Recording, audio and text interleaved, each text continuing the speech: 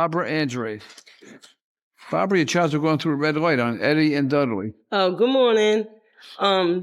Your brother was saying that I should ask you for a break because my brake lights were on. So. Oh, yeah. What happens when a foster mother raising 3 toddlers, ages 3, 4, and 4, rushes through a red light because she's trying to get to her WIC appointment before they reschedule her? She needs that milk and cereal for her kids, but the camera caught her rolling through that turn. Then, in our second case, a beloved Rhode Island restaurant server named Joe shows up with a red light ticket, and it turns out he's been serving Inspector Quinn for years, but Quinn claims he's never seen him before. The twist? Joe was rushing to get his wife to a post-surgery appointment at the hospital, and Judge Caprio has to decide if the circumstances justify the violation. This episode is packed with heartwarming moments, small-town connections, and a surprise donation from Alabama that's about to change everything for one deserving woman. Get ready. This one's going to hit you right in the feels. I kind of did stop a little bit. And for me, there's just not enough hours in a day. Yeah. Like, I'm raising 3 toddlers. The ages of 3, 4, and 4. Mm-hmm. And I had a WIC appointment, like, in 5 minutes. So I was kind of, like, rushing a little. What kind of appointment did you have? WIC, to get the kids milk. Oh. Yeah, I raised 3 toddlers that aren't mine. 2 are state kids, and 1 is my granddaughter I have custody of. So I was trying to hurry up to the appointment to get the milk for the kids. And I did tap the brakes to stop and took the right turn. That right turn gets a little confusing because, you know, it's like right on red. Mm. So to me, I'm looking at it like, okay, it's clear. You know, there's no cars. Yeah. I did tap the brakes. They lit up. And I took the turn. And it was a nice turn because I'm close to the curve. For those who might not know, WIC stands for Women, Infants, and Children. It's a federal nutrition program that provides food assistance to low-income families with young children. And here's the thing about WIC appointments. If you're late, they will reschedule you, which means you leave empty-handed. No milk, no cereal, nothing. Barbara is raising 3 toddlers, 2 foster children from the state, and her own granddaughter, and she was rushing to make that appointment so she could feed them. This isn't someone running a red light for fun. This is a woman trying to provide for children who depend on her.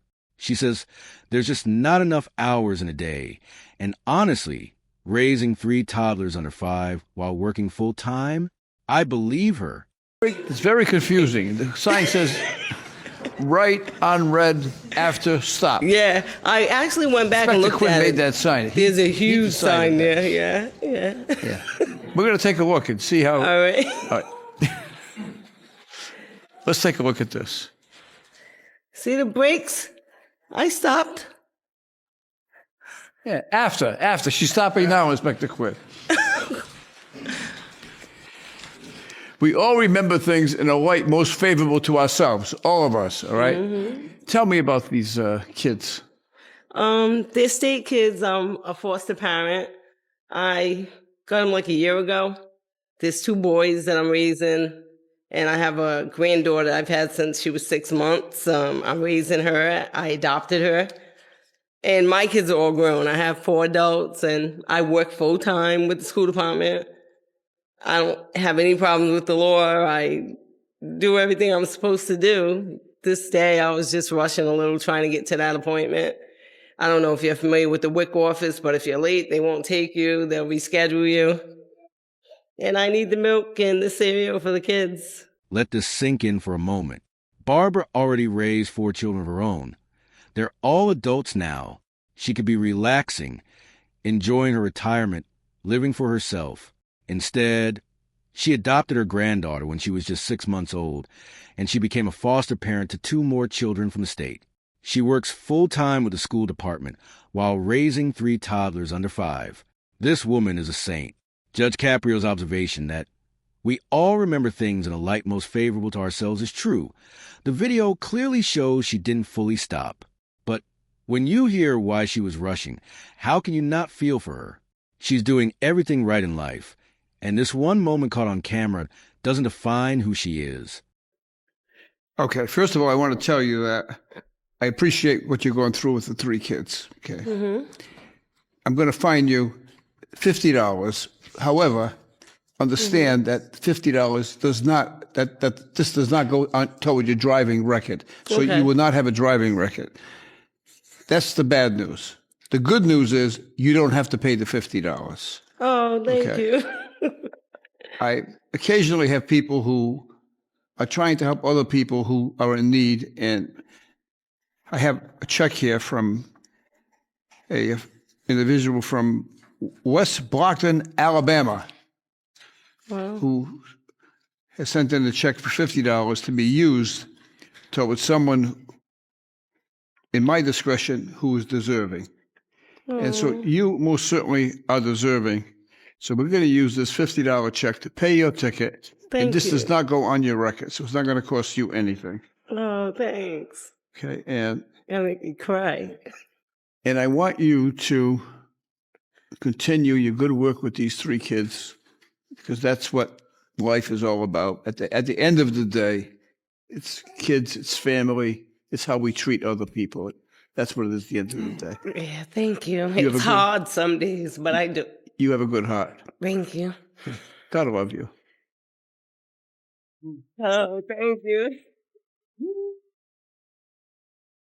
From West Barton, Alabama, hundreds of miles away, someone sent in $50 specifically to help a stranger who deserves a break.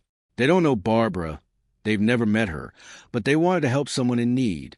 And Judge Caprio, in his wisdom, matched that donation with the perfect recipient. Barbara's reaction, "You're going to make me cry," shows you how much this means to her. She's been carrying the weight of 3 toddlers, a full-time job, and now a traffic ticket she probably couldn't afford. And Judge Caprio's words hit so deep. At the end of the day, it's kids, it's family, it's how we treat other people. That's the whole point of life summed up in one sentence. Barbara said, "It's hard some days, but I do it." That's strength. That's love. That's a hero. God bless Barbara. After raising her own 4 children, she's now raising 3 more, including her own granddaughter. Barbara is not alone. In the United States, it is estimated that some 2.6 million grandparents are raising their grandchildren.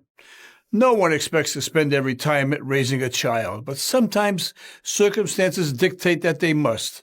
So to all the grandmas and grandpas, nanas and papas, yayas and papoose, mimos and papaws, hang in there, stay strong and stay positive. You are doing God's work. It's much needed and very much appreciated. Inspector Quinn, how many times have you been to Twin Oaks? I'm sorry, where? How many times have you been to Twin Oaks restaurant? I have no idea who this gentleman is. Good morning. How are you, Joe? How's everything? Good, thank you, Your Honor. This transition is hilarious.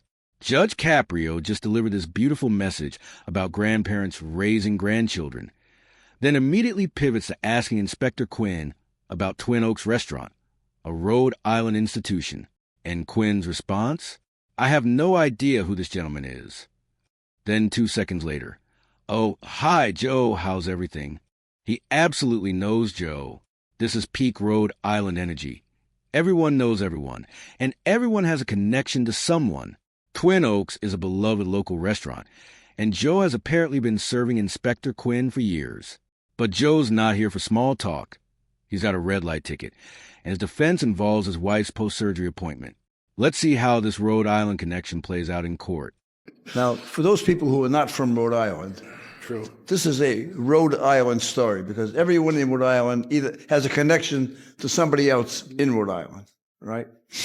And Joe's been at Twin Oaks for as long as I can remember.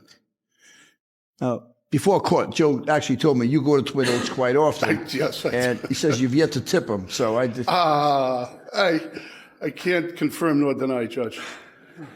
All right, you're charged with going through a red light on Eddy Street and Dudley Street. Guilty with extenuating circumstances. What did you do, make a right-hand turn? Yes. January 3rd, my wife had major surgery at Women and Infants Hospital, and we had our first post-op Conference. appointment on the 16th at 10:30. We left in plenty of time from Pawtucket. However, for some reason, the DOT decided to close 2 lanes on 95 for I don't know what reason. But long story short, we were going to be late. And when you check in at Women and Infants Hospital, there's a security thing. It takes quite a while before you get to the appointment. So, yes, apparently that's what I did. There wasn't a car in front of me. I just rolled to the right. Didn't cross traffic or anything. I didn't stop. And I think, Your Honor, under the circumstances, if it was a policeman rather than a camera, I can't believe that I would have been written up. Case closed.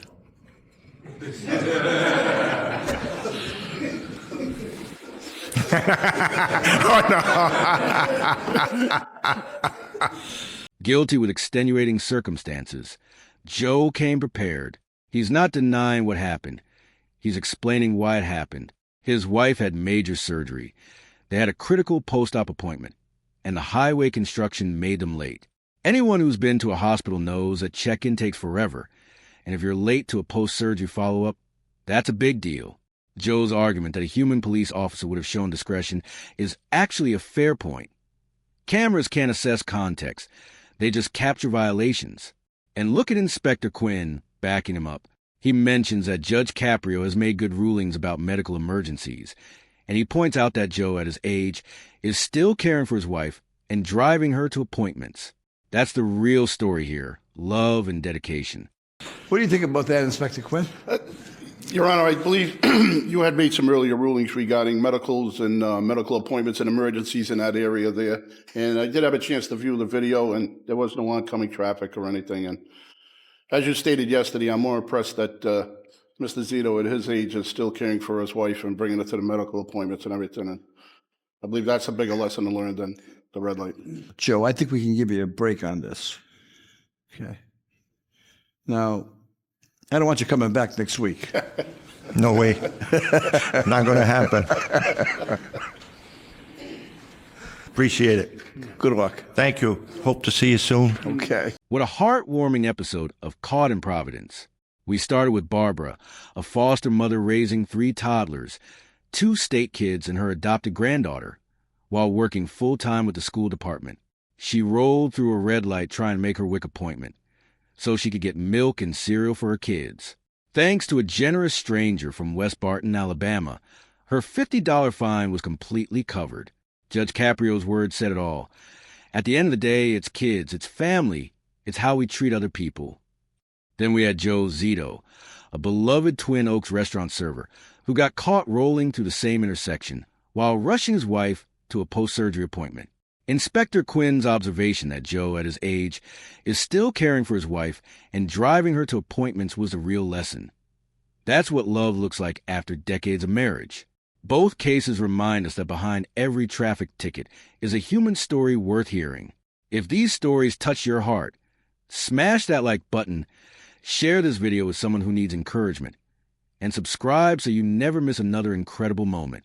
Comment below which case inspired you more. See you next time